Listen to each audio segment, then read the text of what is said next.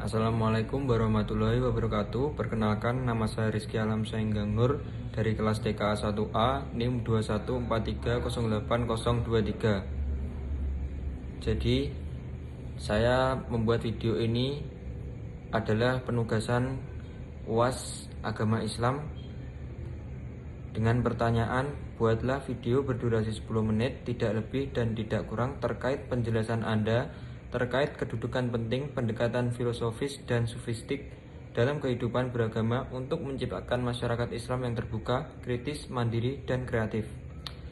Peradaban Islam adalah peradaban yang dibangun dari kata Iqra, sebelum kata yang secara filosofis merupakan simbol bahwa Islam adalah agama yang sangat peduli akan pentingnya menumbuhkan masyarakat yang maju dan pengetahuan. Islam merupakan agama pendidikan, agama yang sangat mengajukan umatnya untuk memahami segala fenomena yang terjadi di masyarakat. Islam sebagai agama ilmu pengetahuan sangat peka akan pentingnya sumber daya manusia. Untuk mengantarkan masyarakat yang educate, Al-Quran mengarus utamakan istilah Iqra. Kalau tokoh dan pemikir dunia hanya mengatakan bahwa manusia sebagai makhluk sosial, makhluk politik, dan sebagainya, Al-Quran memperkenalkan konsep manusia sebagai makhluk membaca. Islam memandang bahwa kemajuan peradaban hanya bisa diraih dengan kata kunci membaca.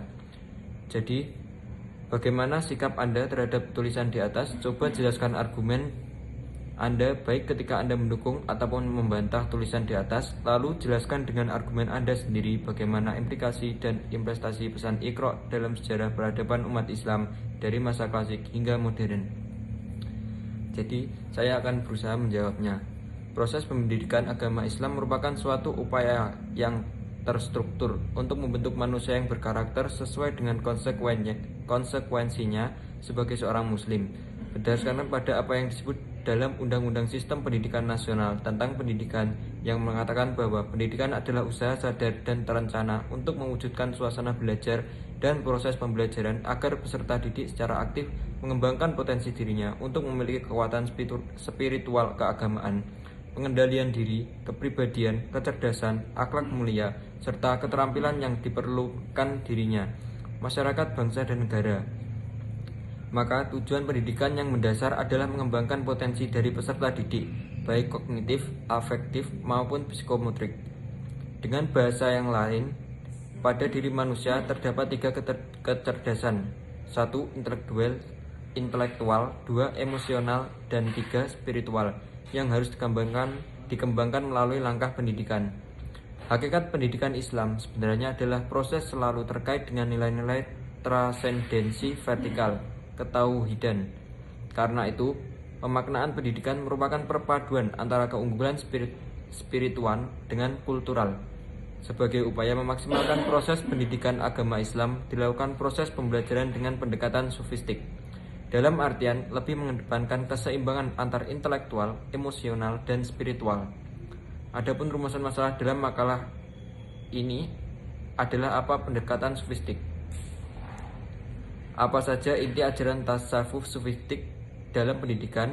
Apa saja peran sufistik dalam pendidikan? Serta paradigma pendidikan sufistik terhadap proses pendidikan Islam. Tujuan dari proses pendidikan adalah munculnya orang-orang yang berilmu pengetahuan luas dan memiliki kedalaman spiritual, yaitu lahirnya seorang yang pandai menggunakan akalnya dan seorang yang benar-benar menggunakan hatinya. Hal ini merupakan harapan besar dari terselenggaranya suatu pendidikan, karena apabila hanya menyandang pandai, maka kepandaian yang dimiliki akan dapat dikendalikan oleh nafsunya. Sedangkan apabila dia hanya menyandar benar, maka kebenarannya tersebut tidak dapat menembus dunia rasional yang cermat. Maka sangat diharapkan antara pandai dan benar ini dapat berjalan berdampingan untuk menuju insan kamil yang dicita-citakan dalam pendidikan. Istilah pendekatan secara formologis berasal dari kata dekat. Istilah tersebut secara selektif berarti jarak, hampir akrab. Secara etimologi berarti proses perbuatan atau cara mendekati. Dalam perspektif terminologi, istilah pendekatan berarti paradigma yang terdapat dalam suatu disiplin ilmu tertentu yang selanjutnya dipergunakan untuk memahami suatu masalah tertentu. Sedangkan istilah sufistik berasal dari kata safa yang berarti bersih, sehingga kata sufi memiliki makna orang yang hatinya tulus dan bersih di hadapan Tuhannya. Apa pendapat lain yang mengatakan berasal dari kata sufah yang berarti serambi Masjid Nabawi di Madinah yang ditempati oleh para sahabat Nabi yang miskin dari golongan muhajirin, dan mereka itu disebut dengan Ahlus As-Suffah. Selain itu juga ada pendapat yang mengatakan berasal dari kata suf yang berarti kain yang dibuat dari bulu wol, dan kaum sufi lebih memilih wol yang kasar sebagai simbol kesederhanaan. Ada juga pendapat yang mengatakan bahwa kata sufi berasal dari bahasa Yunani, sophos yang berarti hikmah. Dari beberapa pendapat yang ada, pendapat yang mengatakan kata sufi diambil dari kata suf yang berarti wol adalah pendapat yang lebih diterima, karena dengan berpakaian sederhana itu mereka merasa terhindar dari sifat ria dan lebih menunjukkan kezuhudan. Karena tasawuf sudah menjadi sebuah disiplin ilmu, maka harus Nasution mendefinisikan tasawuf sebagai ilmu yang mempelajari cara dan jalan bagaimana orang Islam dapat sedekat mungkin dengan Allah Subhanahu wa Ta'ala agar dapat memperoleh hubungan langsung dengannya. Artinya, bagaimana diri seorang dapat betul-betul berada di kehadirannya. Dengan demikian, istisari dari sufisme adalah kesadaran akan adanya komunikasi dan dialog antar roh manusia dengan realitas mutlak Allah yang dapat diperoleh dengan melalui beberapa usaha tertentu. Terkait dengan tujuan dari tasawuf adalah sebagai bentuk pengabdian seseorang terhadap Tuhannya dalam melaksanakan salah satu tugasnya, yaitu sebagai seorang hamba. Di samping ia juga sebagai seorang khalifah atau pemimpin, karena seperti yang disampaikan oleh Muhammad Abdul Haq Ansari bahwa tidak ada tingkatan yang lebih tinggi dibanding tingkatan kehambaan, dan tidak ada kebenaran yang lebih tinggi di luar syariah. Dalam pandangan kaum sufi, manusia cenderung mengikuti hawa nafsunya daripada manusia mengendalikan hawa nafsunya. Keinginan untuk menguasai dunia atau berusaha agar berkuasa di dunia sangatlah besar. Cara hidup seperti ini menurut Al-Ghazali akan membawa manusia ke jurang kehancuran moral.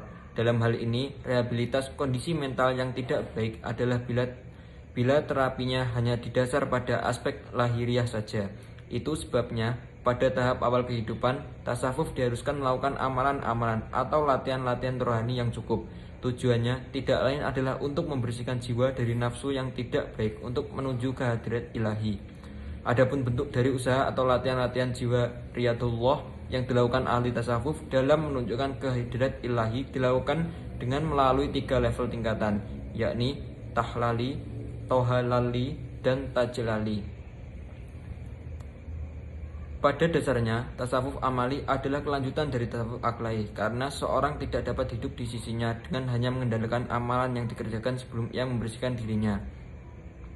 Jiwa yang bersih merupakan syarat utama untuk bisa kembali kepada Tuhan, karena Dia adalah Maha Bersih dan Maha Suci, dan hanya menginginkan atau menerima orang-orang yang bersih. Dengan demikian, manusia diharapkan mampu mengisi hatinya setelah dibersihkan dari sifat-sifat tercela, dengan cara memahami dan mengamalkan sifat-sifat terpuji melalui aspek lahir dan batin, yang mana kedua aspek tersebut dalam agama dibagi menjadi 4 bagian, yaitu syariat, tohirot, hakikat, dan marifat. Pengenalan Tuhan dari dekat. Sedangkan untuk berada dekat pada Allah Subhanahu wa Ta'ala, seorang sufi harus menempuh jalan yang panjang yang berisi stasiun-stasiun yang disebut dengan mahomat. Beberapa urutan mahomat yang disebut oleh Harun Nasution adalah taubat, zuhud, sabar, tawakal, dan ridho. Di atas mahomat ini ada lagi mahabbah, marifah, fana. Tasawuf falsafi adalah tasawuf yang ajarannya memadukan antara visi mistis dengan visi rasional. Hal ini berbeda dengan tasawuf akli dan amali yang masih berada pada ruang lingkup tasawuf sunni seperti tasawuf Al-Ghazali. Tasawuf ini menggunakan teknologi filsafat dalam penggunaan ajarannya. Tingkat pemahaman seorang tentang Tuhan juga menentukan tingkat kecerdasan secara spiritual terhadap Tuhan. Baik, itu saja penjelasan dari saya. Mohon maaf jika ada kurang kata, dan itu penjelasan yang singkat. Terima kasih. Wassalamualaikum warahmatullahi wabarakatuh.